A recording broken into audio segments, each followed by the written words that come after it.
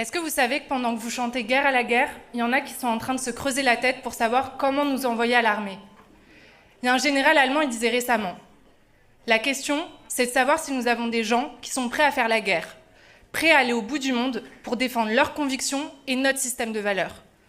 Il faut un certain pourcentage de personnes très fortes et résistantes, qui sont prêtes à tuer, et si nécessaire, à mourir.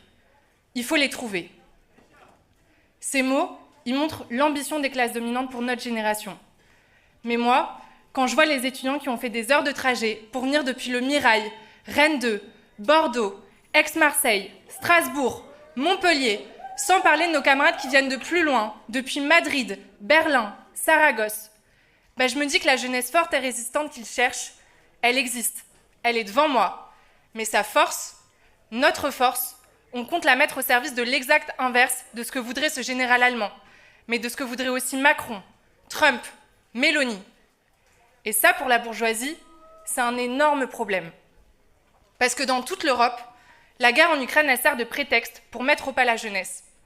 70 ans après la Seconde Guerre mondiale, l'Allemagne, elle se coordonne avec la France, la Pologne, la Belgique, pour enrôler des centaines de milliers de jeunes au nom de la sécurité du continent.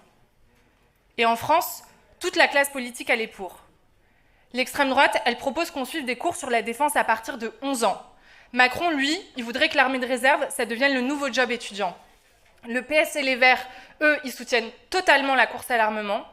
Et le problème, c'est que même ceux qui défendent la paix et qui disent s'opposer à l'économie de guerre, comme la France insoumise, ils sont aussi favorables à l'enrôlement de la jeunesse au nom de la République.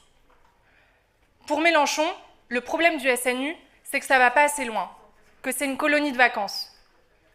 Leur programme, c'est une conscription obligatoire de 9 mois pour nous apprendre à manier les armes, lever le drapeau, chanter la Marseillaise et pourquoi pas, servir dans la police.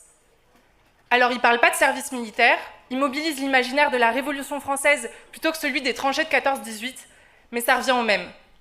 Même pour LFI, la jeunesse, elle doit se préparer à servir la France. Mélenchon, il surnomme ça l'impôt du temps au service de la patrie. Alors nous, on le dit clairement, on ne doit rien à une patrie qui force un étudiant sur 4 à vivre des banques alimentaires, à une patrie qui maintient 80% d'entre nous sous le seuil de pauvreté, à une patrie qui déporte les indépendantistes kanaks, qui réprime en Martinique et qui s'attaque aux droits du sol à Mayotte, à une patrie qui mutile les gilets jaunes,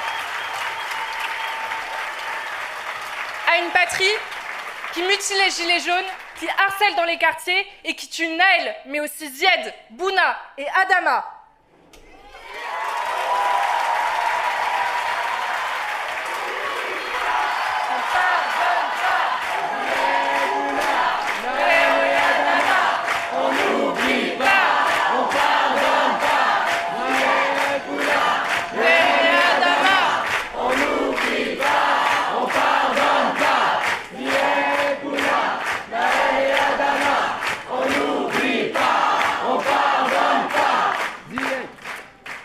Ce sont des jeunes qui ont été tués par l'État français.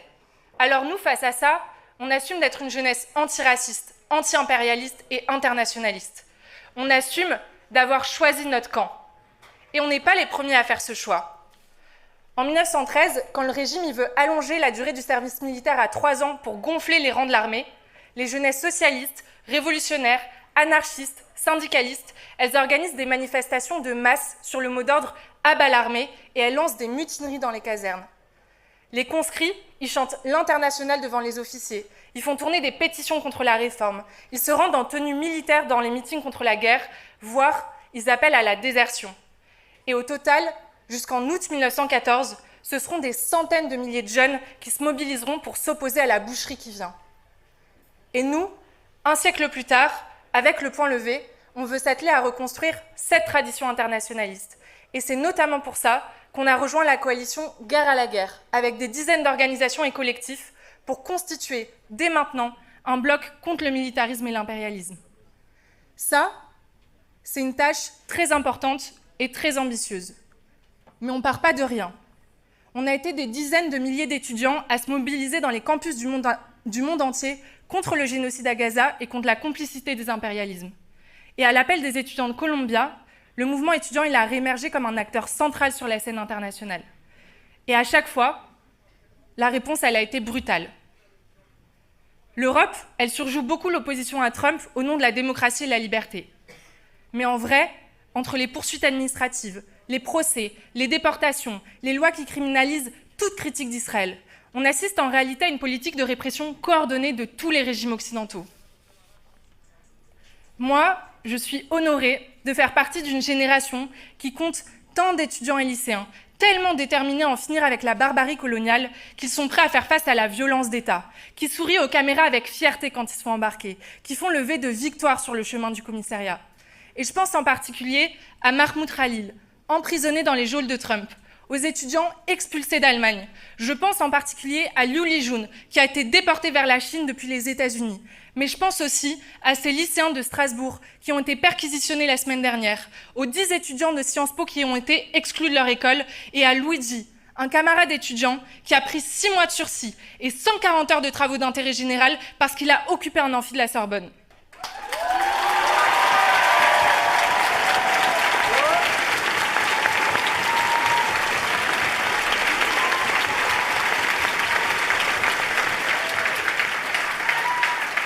Et en emprisonnant Mahmoud, en déportant Liu, en condamnant Luigi, ils veulent terroriser le mouvement étudiant. Ils veulent empêcher que la Palestine, ça devienne le Vietnam du XXIe siècle, que les facs, elles redeviennent un foyer de contestation de l'impérialisme. Parce que eux, de leur côté, leur projet pour l'université, il est clair. En France, quand ils coupent les budgets, c'est pas juste pour fermer les filières non rentables pour le patronat. C'est pas uniquement pour exclure de la fac les classes populaires, mais c'est aussi pour mettre nos savoirs au service de l'armée et l'impérialisme. À Paris 1, par exemple, en même temps qu'on subissait 13 millions de coupes de budget, l'État il offrait 500 000 € à la fac pour qu'elle ouvre une formation de cybersécurité en partenariat avec Thales, un groupe qui a le sang des Palestiniens sur les mains. Alors nous, on est fiers de dire qu'on va continuer de se battre pour dégager Thales, Safran et Dassault de nos formations. Parce qu'on est convaincus qu'on ne construira jamais une université ouverte et émancipée tant qu'on ne la débarrassera pas du patronat qui ramasse des subventions publiques en nous obligeant à perfectionner les armes qui tuent là-bas et qui mutilent ici.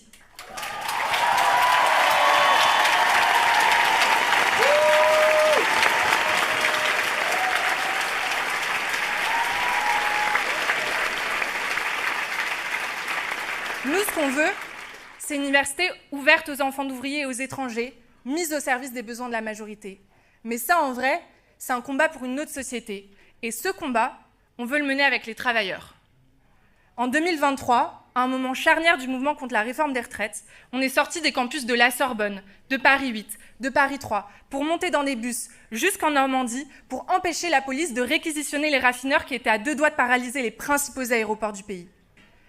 Moi, je milite depuis 2018, mais c'est à ce moment-là, quand j'ai vu la peur panique d'un gouvernement face à 150 raffineurs en grève, que j'ai compris jusqu'au bout la force de la classe ouvrière, sa capacité non seulement à paralyser l'économie, mais aussi en potentiel la transformer selon les besoins de la majorité.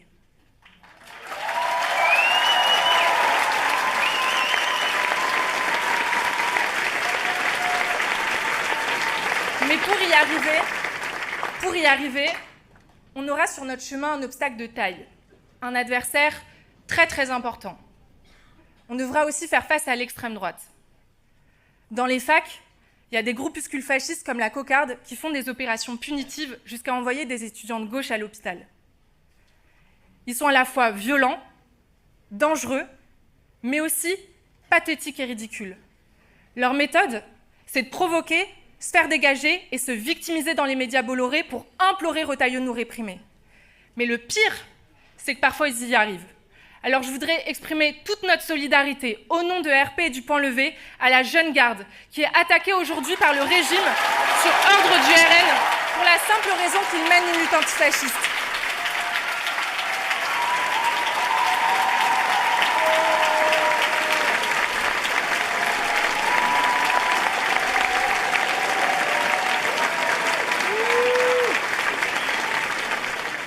La situation, elle est claire. L'extrême droite, elle mène une offensive organisée contre notre camp, main dans la main avec le gouvernement. Et on va devoir faire front. Nous, c'est ce qu'on a tenté de faire à Bordeaux et Paris 1. On a monté des comités d'action avec des étudiants organisés et non organisés qui partageaient un objectif commun, ne laisser aucun centimètre de terrain à l'extrême droite. Et c'est cette méthode qui nous a permis de les virer de nos campus, de réunir des dizaines d'organisations dans des rassemblements antifascistes. Et c'est comme ça qu'on a montré que ce n'est pas avec des alliances électorales avec le Parti socialiste, ni des condamnations en justice de Marine Le Pen qu'on les fera vraiment reculer, mais uniquement quand c'est nous qui sommes à l'offensive, par en bas et sur le terrain.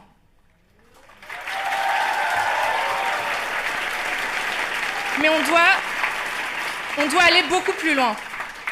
On doit s'inspirer des années 60, quand des milliers d'étudiants et lycéens y quadrillaient la capitale pour mettre un terme aux ratonnades des fachos contre les indépendantistes algériens.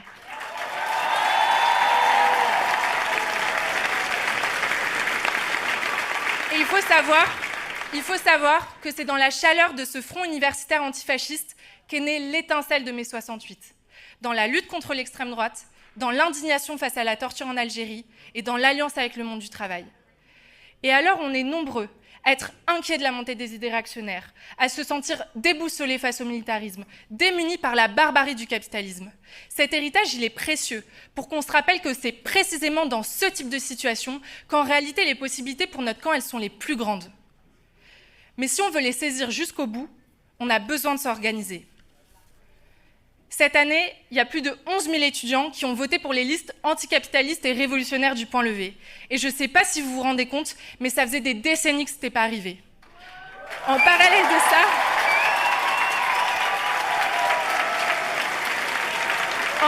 de ça, on s'est aussi renforcé dans plusieurs universités centrales du pays. Et on a ouvert des sections en Bretagne, à Marseille, à Bordeaux, à Sciences Po, dans le Grand Est, à Lyon. Mais c'est que le début. Nous, notre objectif, c'est de construire des bastions révolutionnaires dans tout le pays. Mais ce qu'on vous propose, c'est pas juste de vous battre ici en France, c'est de vous battre aux côtés de jeunes de 13 autres pays à travers le monde. Parce qu'au Point Levé, on a la fierté de militer dans la même organisation internationale que des camarades qui ont construit le mouvement d'occupation des facs en Argentine face à Milei, que des camarades qui s'organisent contre le consensus militariste en Allemagne, que des camarades qui sont poursuivis par l'État espagnol parce qu'ils ont organisé un rassemblement contre la venue de l'extrême droite sur leur campus à Madrid.